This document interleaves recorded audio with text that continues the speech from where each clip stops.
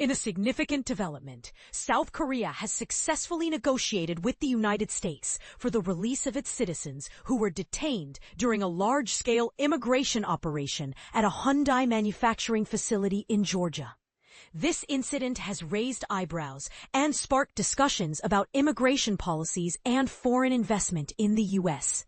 Kang Woon-sik, the chief of staff for South Korea's president, announced that a chartered flight would be arranged to bring the detained individuals back home, contingent upon the completion of necessary administrative procedures. This proactive step reflects the South Korean government's commitment to ensuring the safety and well-being of its citizens abroad. The U.S. authorities apprehended a total of 475 individuals, with over 300 of them being South Korean nationals. These individuals were reportedly found to be working illegally at the battery plant, which is recognized as one of the largest foreign investment projects in Georgia. This raises an important question. How do we balance the need for labor with the enforcement of immigration laws?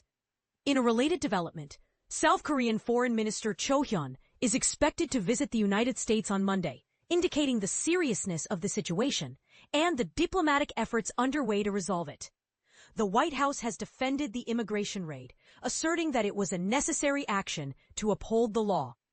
President Donald Trump remarked, "They were illegal aliens, and ICE, Immigration and Customs Enforcement, was just doing its job, following the raids that took place on Friday." This statement underscores a controversial viewpoint: the idea that strict enforcement of immigration laws is essential for protecting American jobs. Tom Homan, the Trump administration's border enforcement chief, further emphasized this stance during an appearance on CNN's State of the Union, suggesting that more extensive raids, similar to the one at Hyundai, could be on the horizon. He stated, "No one hires an illegal alien out of the goodness of their heart. They hire them because they can work them harder, pay them less, undercut the competition that hires U.S. citizen employees." This perspective invites a debate about the ethics of hiring practices and the implications for both workers and businesses. Footage released by ICE depicted Asian workers in handcuffs outside the facility, with some wearing yellow vests emblazoned with names like Hyundai and LG-CNS. ICE clarified that individuals on short-term or recreational visas are not permitted to work in the U.S., asserting that the raid was crucial for safeguarding American employment opportunities. Special Agent Stephen Schrank from Homeland Security Investigations, HSI, stated, "This operation sends a clear message that those who exploit the system and undermine our workforce will be held accountable." This raises a critical point. How do we ensure that the immigration system is fair and just for all parties involved? South Korea, a key ally of the United States, has committed to investing tens of billions of dollars in American manufacturing, partly as a strategy to mitigate the impact of tariffs.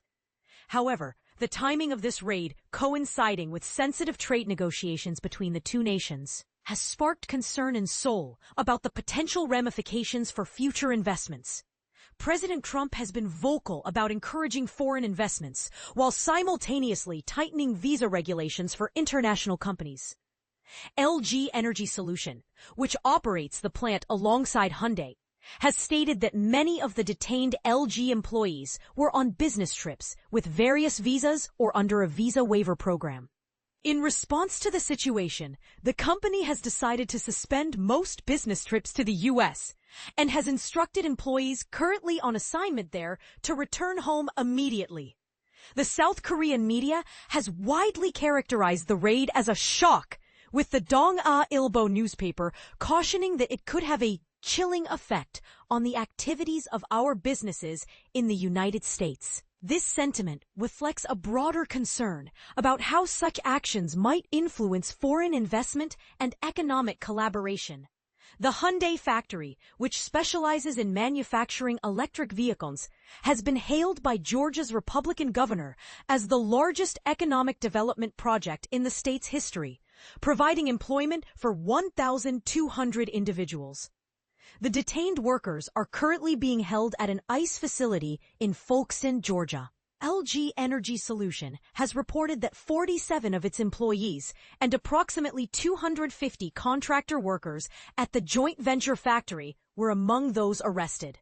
As this situation unfolds, it raises important questions about immigration policy, labor rights, and the future of foreign investment in the U.S. What are your thoughts on the balance between enforcing immigration laws and supporting economic growth? Do you believe that such raids are necessary, or do they hinder international business relations? We invite you to share your opinions in the comments.